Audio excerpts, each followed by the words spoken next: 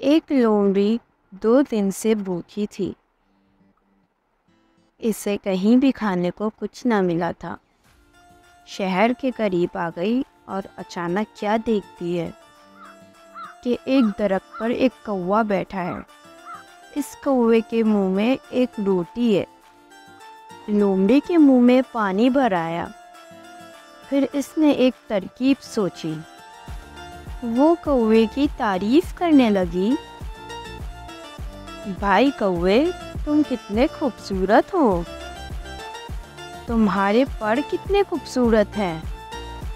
तुम चाहे राज़ी में नाओ या जेहलम में, तुम्हारा रंग एक जैसा ही रहता है। सचमुच तुम परिंदे के राजा हो।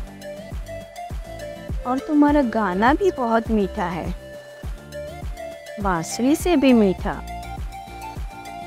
दिल तुम्हारा गाना सुनने के लिए तरस रहा है।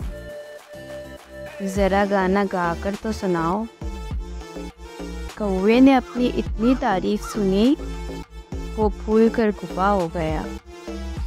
इसने गाना गाने के लिए चोंच खोली।